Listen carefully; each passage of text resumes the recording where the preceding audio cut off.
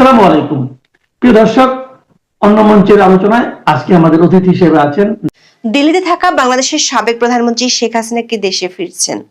এর কোনো সঠিক জবাব না পাওয়া গেলেও ধরে নেওয়া যায় যে পরিস্থিতিতে এখন বাংলাদেশের রাজনৈতিক অঙ্গনে চলছে, তাতে এমন প্রশ্ন আলোচনাতেই আসবে না। যদি তাই হয় তাহলে ভারতের নামকরা WION এর সহযোগী প্রকাশনা জি24 ঘন্টা কেন শেখ হাসিনাকে প্রশ্ন করেছে দেশে ফিরে তিনি সবচেয়ে আগে কোন কাজগুলো করতে চান, যেখানে তার দল আওয়ামী লীগের কার্যক্রম নিষিদ্ধ, আদালত তার বিরুদ্ধে মৃত্যুদণ্ড দিয়েছে, আবার বাংলাদেশের নির্বাচনে আছে মাত্র 2 সপ্তাহ। এমন পরিস্থিতিতে শেখ হাসিনা কবে ফেরার পরিকল্পনা করছেন, এমন প্রশ্ন না করে ফেরার পর কি করবেন, এমন প্রশ্নকে কিছু ভিন্ন ইঙ্গিত দেয়। আবার বাংলাদেশের নিয়ন্ত্রিত নির্বাচনকে কেন্দ্র করে প্রধান দুই জোটের মধ্যে উত্তেজনা যখন তুঙ্গে, বিএনপির শীর্ষ নেতা থেকে শুরু করে হেভিওয়েট প্রার্থীরা প্রতিপক্ষের বাক্যবাণে নাস্তানুবোধ, ঠিক তখন নতুন এই সাক্ষাৎকারে বিএনপির প্রতি নমনীয় অবস্থানের বার্তা কেন দিলেন সাবেক প্রধানমন্ত্রী শেখ হাসিনা। আবারও জানালেন সব দলের অংশগ্রহণে নির্বাচনের আহ্বান, ইঙ্গিত দিয়েছেন কিভাবে দল পুনর্গঠন করতে চান, দল থেকে ঝেড়ে ফেলতে চান বিতর্কিতদের। প্রশ্ন হলো, ডক্টর ইউনূসের সরকার যখন নিয়ন্ত্রিত এক নির্বাচন আয়োজনের দ্বার প্রান্তে, ঠিক তখন শেখ হাসিনার এই সাক্ষাৎকার কিসের বার্তা দিচ্ছে? মাঠের রাজনীতির নানামুখী জটিলতায় বিএনপি যখন হাবুডুবু খাচ্ছে, জামাতের প্রতি যুক্তরাষ্ট্র দূতাবাসের সরাসরি সমর্থন যখন ফাঁস হয়েছে, তখন এমন বার্তা কি বদলে দিতে পারে মেরুকরণ? সূত্রগুলো বলছে, গত কয়েক সপ্তাহে পর্দার আড়ালে ঘটে যাওয়া বেশ কিছু ঘটনার আঁচ পাওয়া যায় শেখ হাসিনার এই সাক্ষাৎকারে। বিস্তারিত জানতে চলুন যাওয়া যাক বিশ্লেষণে।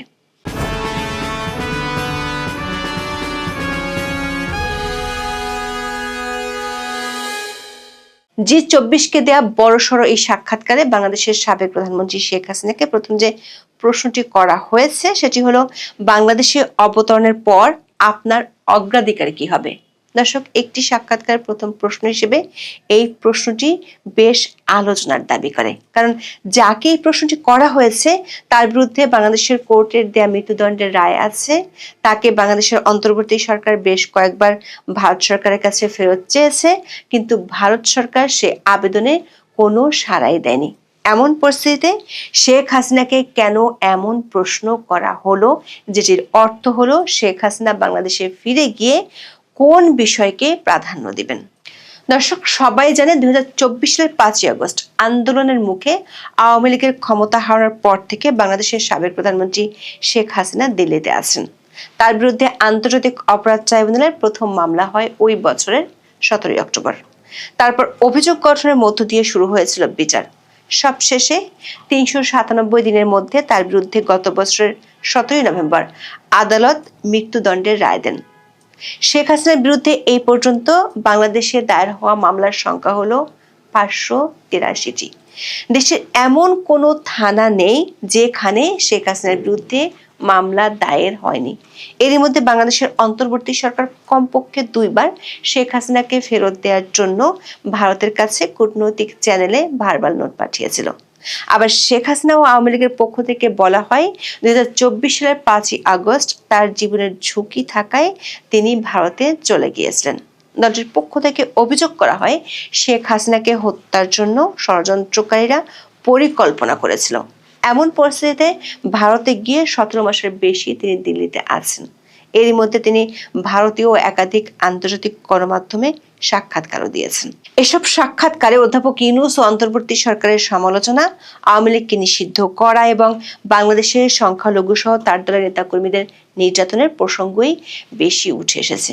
যদিও শেখ হাসিনা তার দলের নেতা কর্মীদের উদ্দেশ্যে যেসব অডিও বার্তা দেন সেগুলোতে তিনি বাংলাদেশে ফিরবেন এমন কথা বলতে শোনা গেছে। এছাড়া 2-1টি সংবাদ মাধ্যমকে বলেছেন বাংলাদেশে গণতান্ত্রিক সরকার ক্ষমতায় আসলে তিনি ফিরবেন এমন মন্তব্য করেছিলেন।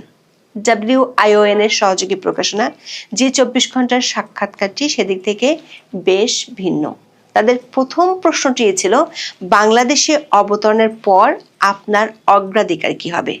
যে পরিস্থিতিতে বাংলাদেশের এই সাবেক প্রধানমন্ত্রী শেখ হাসিনা ভারতে আছেন, সেই পরিস্থিতি বিবেচনা করলে এমন প্রশ্ন বেশ আলোচনার জন্ম দিতে পারে। কারণ কখন ফিরছেন এবং কিভাবে ফিরছেন বা বর্তমান পরিস্থিতি বিবেচনায় তিনি আদৌ ফেরার আশা করেন কিনা সেসব প্রশ্ন না করে জি24 ঘন্টার পক্ষ থেকে প্রশ্ন করা হলো তিনি ফেরার পর কোন বিষয়ে সবচেয়ে বেশি গুরুত্ব দিবেন। তাহলে বিষয়টি কেমন? শেখ হাসিনার ফেরার উপলক্ষ শুরু হয়ে গেছে, যেটি হয়তো জি24 ঘন্টার এই সাক্ষাৎকারে ইঙ্গিত দেওয়ার চেষ্টা করা হয়েছে। আবার কয়েকদিন আগে শেখ হাসিনার ছেলে সজীব ওয়াজেদ জয় আল জাজিরার সাথে সাক্ষাৎকারে বলেছিলেন শেখ হাসিনার যেহেতু বয়স হয়ে গেছে সে কারণে তিনি সম্ভবত রাজনীতি থেকে অবসর নিতে পারেন। কিন্তু যে 24 ঘন্টাকে শেখ হাসিনা যে উত্তর দিয়েছেন তাতে পরিষ্কার বোঝা যায় তিনি অবসরের চিন্তা করছেন না। মজার বিষয় হলো শেখ হাসিনা দেশে ফেরার পর অগ্রাধিকার ভিত্তিতে কি কি করতে চান এমন প্রশ্নের জবাবে কোনো সানে নজুল বা রাগ ঠাক করেননি। তিনি সরাসরি পয়েন্ট আকারে বলেছেন ফেরার পর তার অগ্রাধিকারের বিষয়গুলো কি কি হবে। বলেছেন সাংবিধানিক শাসন ও আইনের শাসন পুনরুদ্ধারে তার অগ্রাধিকার হবে। তার অভিযোগ বাংলাদেশে গত কয়েক মাস ধরে অরাজকতা, গণতান্ত্রিক সহিংসতা, নির্বিচারে আটক এবং বাংলাদেশের গণতান্ত্রিক প্রতিষ্ঠানগুলোকে পদ্ধতিগতভাবে ধ্বংস করে দিয়েছে বর্তমান অন্তর্বর্তী সরকার। শেখ হাসিনা ইউনূস পরবর্তী যুগে অধ্যাপক ইউনূস যা যা ধ্বংস করেছেন তা পুনর্নির্মাণ করতে চান। দাবি করেছেন বাংলাদেশের দ্রুত বর্ধনশীল অর্থনীতি স্থবির হয়ে পড়েছে এবং বৈদেশিক বিনিয়োগ প্রায় বন্ধ হয়ে গেছে। যুবক, কৃষক ও শ্রমিকদের কর্মসংস্থানের সুযোগ বিলুপ্ত হয়ে গেছে। ধর্মনিরপেক্ষ ভিত্তিগুলো আক্রমণ করা হয়েছে এবং ধর্মীয় সংখ্যালঘুরা প্রতিদিন আতঙ্কের মধ্যে বসবাস করছে। দেশের আইনের শাসন নেই, এর পরিবর্তে যা বিদ্যমান তা হলো মব সন্ত্রাসবাদ। বাংলাদেশের সাবেক প্রধানমন্ত্রী এগুলো বলছেন ক্ষত এবং এসব ক্ষত নিরাময়ের জন্য আস্থা ফিরিয়ে আনতে এবং দেশকে অগ্রগতির পথে ফিরিয়ে আনার জন্য বাংলাদেশে গণতান্ত্রিক ম্যান্ডেট সম্পর্কিত একটি সরকার প্রয়োজন বলে দাবি করেছেন। সেই সঙ্গে সবার অংশগ্রহণে একটি গ্রহণযোগ্য নির্বাচনের উপর আবারও জোর দিয়েছেন। বলেন বাংলাদেশে একটি গণতান্ত্রিক ম্যান্ডেট প্রাপ্ত সরকার প্রয়োজন যারা বর্তমান ক্ষত সারিয়ে তুলবে, আস্থা ফিরিয়ে আনবে এবং দেশকে আবার অগ্রগতির পথে ফিরিয়ে নেবে। সে ধরনের কোনো নির্বাচন আয়োজন করা হলে আওয়ামী লীগ যে কোনো ফল মেনে নিতে প্রস্তুত বলেও জানান শেখ হাসিনা। বলেন আওয়ামী লীগ সরকারে হোক বা বিরোধী দলে যে কোনো অবস্থানে থেকে দেশের সেবা দিতে প্রস্তুত। জি24 ঘন্টার পক্ষ থেকে দ্বিতীয় প্রশ্নটি ছিল তারেক রহমান এবং বিএনপি কি বিশ্বাসযোগ্য। এই প্রশ্নের জবাবে বিএনপির প্রতি নমনীয় বার্তা দিয়েছেন শেখ হাসিনা। বলেন সংসদীয় রাজনীতিতে প্রতিদ্বন্দ্বী দল হিসেবে বিএনপি ও আওয়ামী লীগের সম্পর্কের ইতিহাস অনেক পুরনো। আওয়ামী লীগ সরকারে থাকার সময় বিএনপি বিরোধী দলে ছিল, আবার তারা যখন সরকারে ছিল আওয়ামী লীগের অবস্থান ছিল বিরোধীদের অবস্থানে। এভাবেই গণতন্ত্র কাজ করে এবং সুস্থ বিরোধিতা শাসন ব্যবস্থাকে শক্তিশালী করে। আওয়ামী লীগবিহীন মাঠের বর্তমান বাস্তবতা বিএনপি ও তারেক রহমানের জন্য অত্যন্ত কঠিন বলেও সতর্ক করেন শেখ হাসিনা। দর্শক, শেখ হাসিনা যে কঠিন পরিস্থিতির কথা বিএনপির জন্য বলেছেন তার অনেকটা আজ বাংলাদেশের ভোটের মাঠে দেখা যাচ্ছে। শেখ হাসিনার এই সাক্ষাৎকার প্রকাশের দিনই সকাল থেকে জামাত নেতৃত্বাধীন জোট বিএনপির শীর্ষ নেতৃত্বকে লক্ষ্য করে সরাসরি কামান দাগাতে শুরু করেছে। এর মধ্যে বিভিন্ন আসনে দেখা যাচ্ছে রক্তক্ষয়ী সংঘাত। অন্তর্বর্তী সরকার পরিকল্পিত নির্বাচনের তারিখ যতই এগিয়ে আসছে মাঠে ততই নানামুখী চাপে পড়ছে বিএনপি। ঢাকা ৮ আসনে জামাত নেতৃত্বাধীন 11 দলীয় জোটের প্রার্থী ও এনসিপি নেতা নাসিরুদ্দিন পাটোয়ারির উপর ডিম নিক্ষেপ ও তার পরের ঘটনা নিয়ে 27 জানুয়ারি দিনভর মেতেছিল ফেসবুক। হাবিবুল্লাহ ভার কলেজে নাসিরুদ্দিনের উপর ডিম হামলা হয়। এই ঘটনার জন্য প্রতিদ্বন্দ্বী প্রার্থী বিএনপির জ্যেষ্ঠ নেতা মির্জা আব্বাসকে দায়ী করে তীব্র ভাষায় কটাক্ষ এসেছে এনসিপির পক্ষ থেকে। এখানেই শেষ নয়, মির্জা আব্বাসের বাড়ির সামনে এবং নির্বাচনী এলাকায় ব্যাপক শোডাউন দেখিয়ে মিছিল করেন জামাতের নেতাকর্মীরা। একদিন আগে প্রকাশ্য রাস্তায় আধা ইংরেজি আধা বাংলায় ইউরোপীয় ইউনিয়নের পর্যবেক্ষকদের কাছে বিএনপির বিরুদ্ধে ভয়াবহ অভিযোগ ঠুকতেও দেখা যায়। তারেক রহমান টাকা দিয়ে করাল বস্তিতে ভোট কিনছেন বলেও দাবি করে বসেন নাসিরুদ্দিন। শুধু জামাত জোট নয়, দলের বিদ্রোহী প্রার্থীরাও দুশ্চিন্তার কারণ হয়ে দাঁড়াচ্ছেন। বিদ্রোহী প্রার্থীর সমর্থকদের সঙ্গে বিএনপির জোট প্রার্থীদের সংঘাত হয়ে উঠছে নিয়মিত ঘটনা।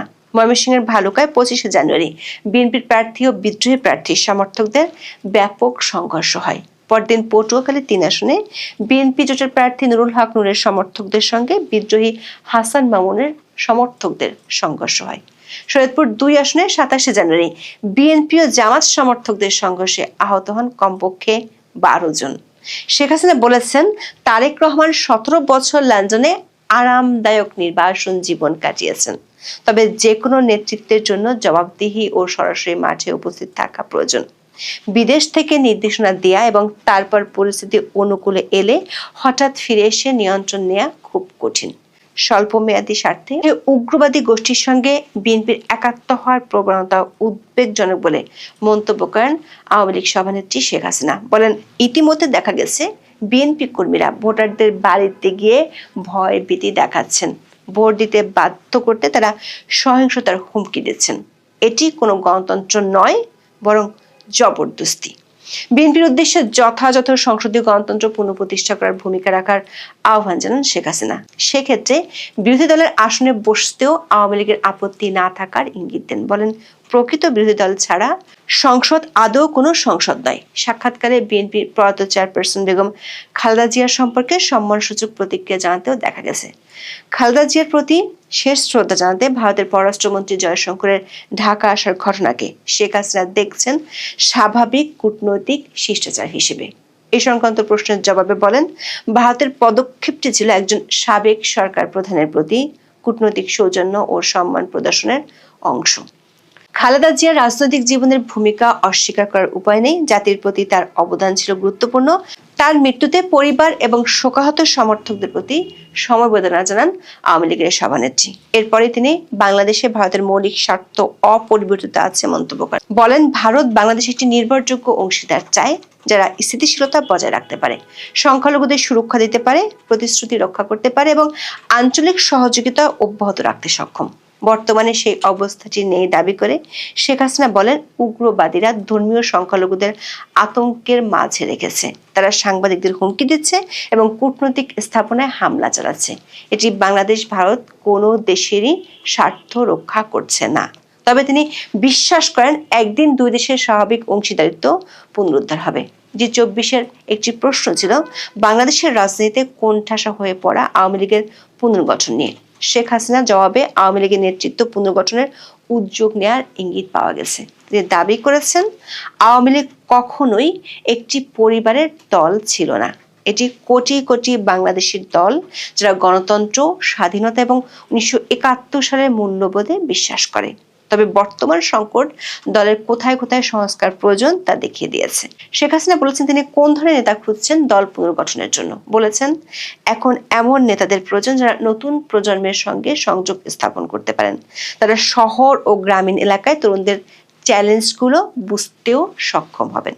তবে তার আগে প্রয়োজন মনে করেন একটি গণতান্ত্রিক পরিবেশ। কারণ হিসেবে তিনি বলেছেন, একটি দল যখন নিষিদ্ধ থাকে, হাজার হাজার সমর্থককে নির্বিচারে আটক এবং নির্যাতন করা হয়, দলের সদস্যপদ থাকাকে অপরাধ হিসেবে গণ্য করা হয়, তখন কোনো রাজনৈতিক দলের সংস্কার করা সম্ভব নয়। দর্শক, সাক্ষাৎকারে জামাত এনসিপিকে তীব্র ভাষায় আক্রমণ করেছেন শেখ হাসিনা আর দল দুটির প্রশ্রয়দাতা হিসেবে অভিযুক্ত করেন ডক্টর মোহাম্মদ ইউনূসকে। এর মাধ্যমে বিএনপির প্রতি নমনীয় দৃষ্টিভঙ্গিও পরিষ্কার হয়েছে। সেই সঙ্গে বিশেষভাবে জোর দেন মুক্তিযুদ্ধের চেতনা, ধর্মনিরপেক্ষ, গণতান্ত্রিক ও সমৃদ্ধ বাংলাদেশের উপর। দাবি করেন, ভয় ও বর্জনের উপর গড়ে ওঠা শাসন ব্যবস্থা দীর্ঘস্থায়ী হবে না। প্রশ্ন হলো, শেখ হাসিনা এই বার্তাকে বিএনপিকে নতুন কোনো মেরুকরণে আগ্রহী করবে, নাকি নিজেদের ঠিক করে ছকে এগোতে অটল থাকবেন তারেক রহমান? জালিয়াত শব্দটার অর্থ কি সেটা যদি অভিধানে ঘাটাঘাটি করে দেখেন, তাহলে দেখবেন যে জালিয়াত শব্দের অর্থ হচ্ছে এমন ব্যক্তি যে কিনা প্রতারণা করে, প্রবঞ্চক, মানে যে কিনা ধোঁকা দেয় অন্য মানুষকে। তাহলে ধোঁকার এর চেয়ে বড় উদাহরণ হতে পারে? যেই সরকার প্রধান কমাস আগে বলেন যে আমরা কোথাও যাব না, সারা পৃথিবী আমাদের কাছে আসবে, সেই মানুষ এখন কেন বলছেন যে বাংলাদেশের মানুষকে কেউ নিতে চায় না কারণ তারা জালিয়াত? বাংলাদেশের অন্তর্বর্তীকালীন সরকারের প্রধান উপদেষ্টা ডক্টর মোহাম্মদ ইউনূস এবার ঘোষণা করেছেন যে বাংলাদেশ জালিয়াতিতে চ্যাম্পিয়ন। মানে বাংলাদেশের সরকার প্রধান এমন একটা ঘোষণা প্রকাশ্যে এক অনুষ্ঠানে দাঁড়িয়ে দেওয়ার প্রয়োজন বোধ করেছেন। ডক্টর মোহাম্মদ ইউনূস ঢাকায় digital device and innovation expo নামের এক অনুষ্ঠান উদ্বোধন করতে গিয়ে একেবারে মজার ছলে বলে বসেছেন যে, বলুন তো বাংলাদেশ পৃথিবীতে চ্যাম্পিয়ন কিসে? এবং তারপর আমাদের সরকার প্রধান ঘোষণা করেছেন বাংলাদেশ জালিয়াতিতে চ্যাম্পিয়ন। সব জিনিস জাল, বহু দেশ আমাদের পাসপোর্ট গ্রহণ করে না, ভিসা জাল, পাসপোর্ট জাল। তিনি বলেন একটা জালিয়াতের কারখানা বানিয়েছি আমরা। প্রধান উপদেষ্টা বলেন বাংলাদেশ একটা বিষয়ে পৃথিবীর চ্যাম্পিয়ন। এখন আপনাদের সবার জানা আছে হয়তো, তবু আমি আবার বলবো, বাংলাদেশ পৃথিবীতে চ্যাম্পিয়ন কিসে? জালিয়াতিতে। ডক্টর ইউনূস বলছেন, আমি মধ্যপ্রাচ্যের একটা রাষ্ট্রের মন্ত্রীর সঙ্গে আলাপ করেছিলাম, তারা বহুদিন ধরে আমাদের প্রবেশাধিকার দিচ্ছে না, বাংলাদেশের কোনো মানুষকে প্রবেশের অধিকার দেবে না।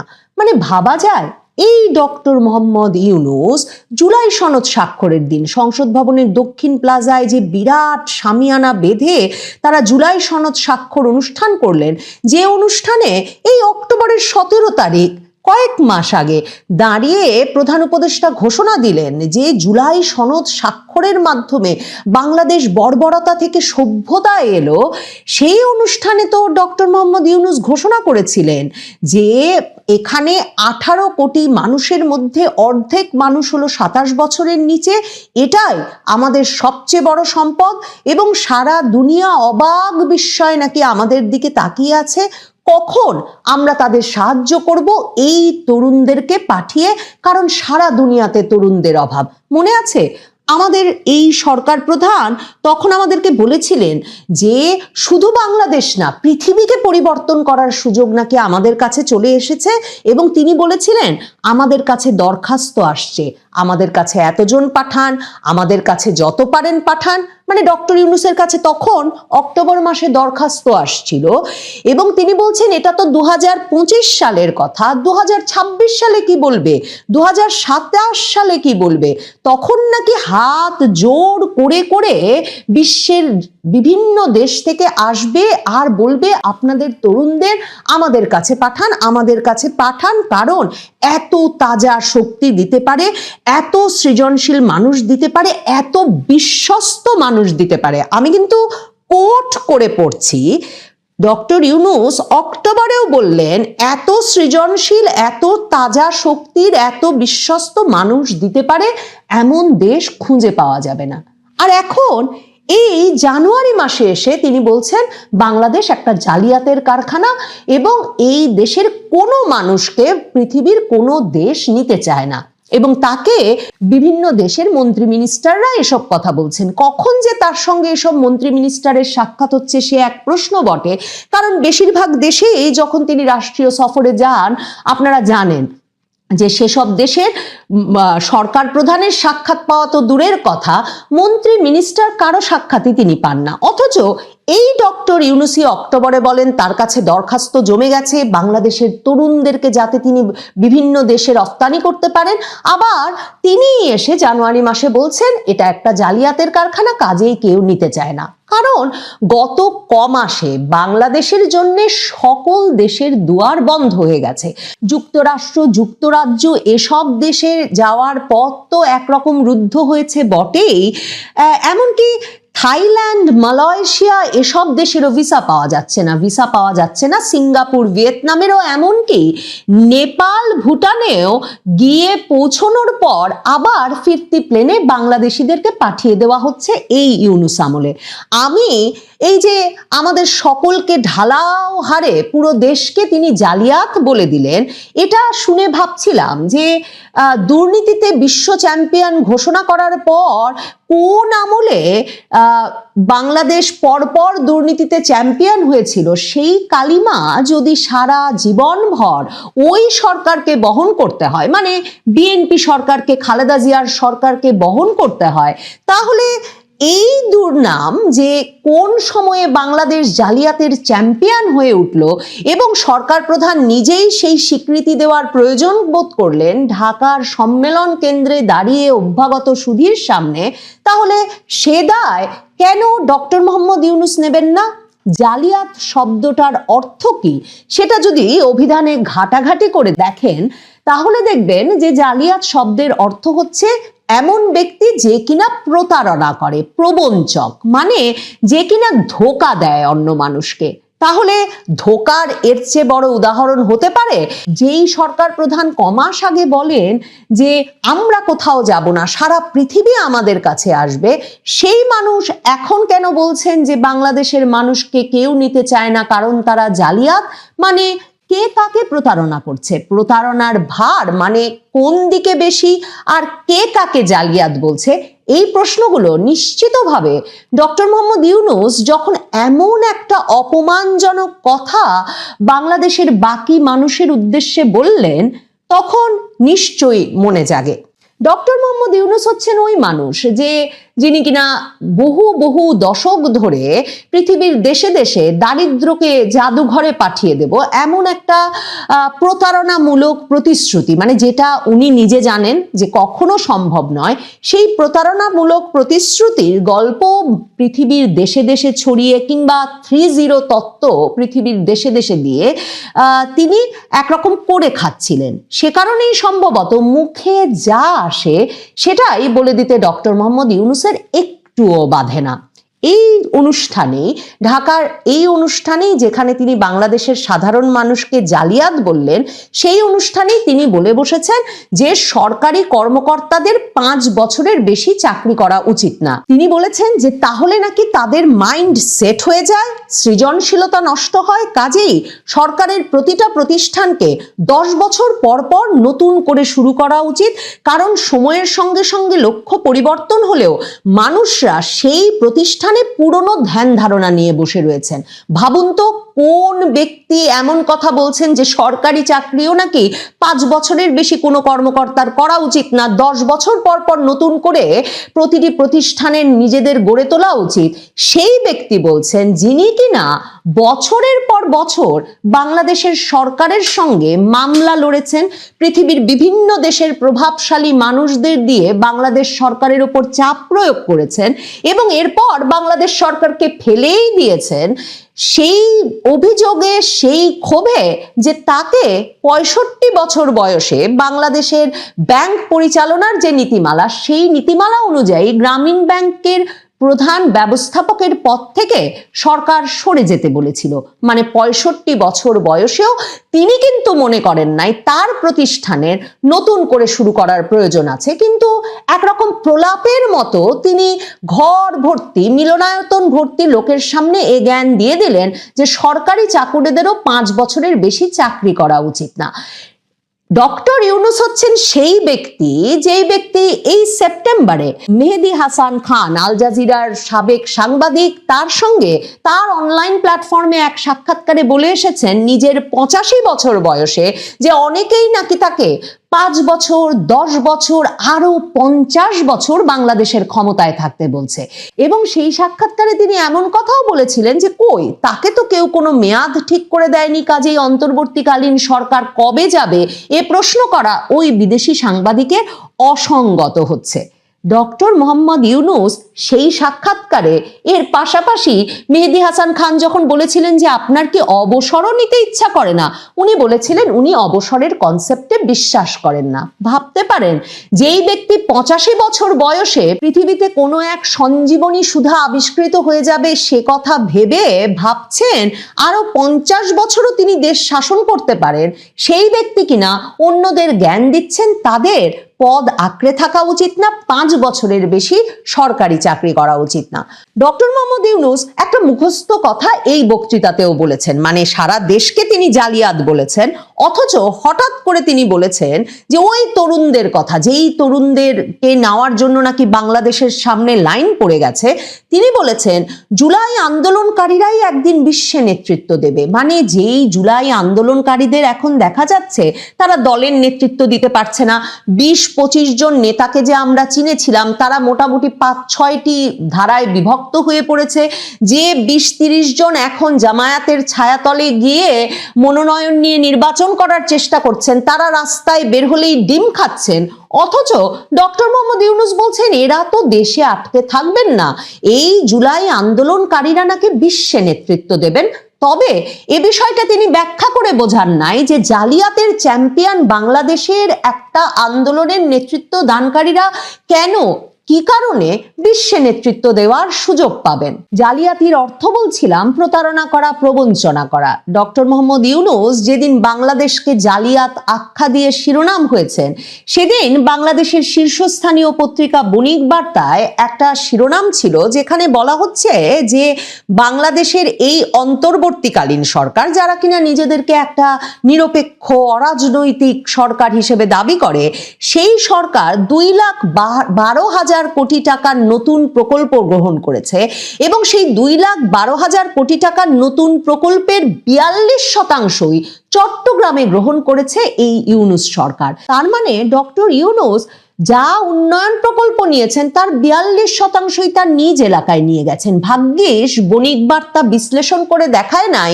যে এই সরকারের বড় বড় পদে মন্ত্রী, উপদেষ্টা, বিশেষ সহকারী সহ নানা পদে উনি যাদেরকে অধিষ্ঠিত করেছেন তার মধ্যে কত শতাংশ চট্টগ্রামের, কত শতাংশ উনার আত্মীয় স্বজন, কত শতাংশ উনার গ্রামীণ ব্যাংকের কোটায় এসেছে, আর কত শতাংশ উনার নিজস্ব তদবিরে এমন বড় বড় পদে বসতে পেরেছে।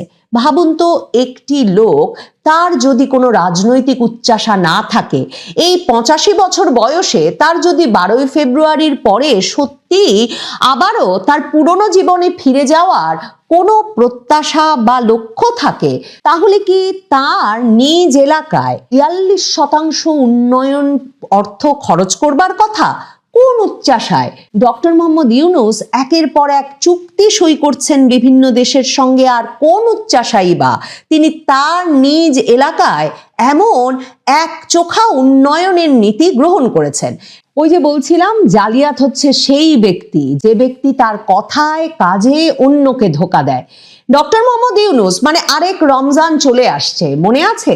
ডক্টর মোহাম্মদ ইউনূস গত রোজার সময় জাতিসংঘ মহাসচিবকে নিয়ে গিয়ে কক্সবাজারের রোহিঙ্গা শিবিরে দাঁড়িয়ে বলেছিলেন গত মার্চে যে আগামী ঈদ রোহিঙ্গারা তাদের নিজের দেশে গিয়ে করবে, রাখাইনে ফিরে গিয়ে করবেন। মানে ঠিক কিভাবে তা সম্ভব হবে? ঠিক যেমন জুলাই আন্দোলনে নেতৃত্ব দানকারী তরুণেরা বিশ্বে কিভাবে নেতৃত্ব দেবেন, কোন মববাজির মাধ্যমে আর কোন স্থাপনা ভাঙাভাঙির মাধ্যমে, আর কাকে ভয় দেখিয়ে কার গলা চেপে ধরে, সে প্রশ্নের যেমন কোনো উত্তর মেলে না। কোন সূত্রে, আন্তর্জাতিক কোন সম্পর্ক খাটিয়ে তিনি শেষ পর্যন্ত রাখাইনে রোহিঙ্গাদের ফেরত পাঠাবেন সে বিষয়ে প্রশ্ন না করা গেলেও এই নিয়ে তার কোনো চেষ্টা চরিত্র 1 বছরে চোখে পড়ে নাই। বরং এই রমজান যখন আসছে তখন সৌদি আরব সরকারের চাপে বাংলাদেশ রোহিঙ্গাদের পাসপোর্ট দিতে বাধ্য হচ্ছে, আর ইউনূস সরকারের পররাষ্ট্র উপদেষ্টা এখন আমাদের বোঝাচ্ছেন যে পাসপোর্ট দিলেও রোহিঙ্গারা নাগরিকত্ব পেয়ে যাচ্ছে, এ কথা নাকি ঠিক নয়। তো এ সরকারের কোন কথা প্রতারণা, কোন কথা জালিয়াতি, কোন কথা ধোঁকা, তা যখন বোঝা মুশকিল তখন দুটো কথা মনে পড়ে। এক, জাতি তার যোগ্য নেতাকেই তাহলে খুঁজে পেয়েছে, কিংবা রতনী কি তাহলে রতন চিনেছে? ডক্টর মোহাম্মদ ইউনূসের কথামালা একের পর এক সাজিয়ে বসলে সত্যি মনে প্রশ্ন জাগে যে কে বড় জালিয়াত আর কেই বা কাকে জালিয়াত বলছে।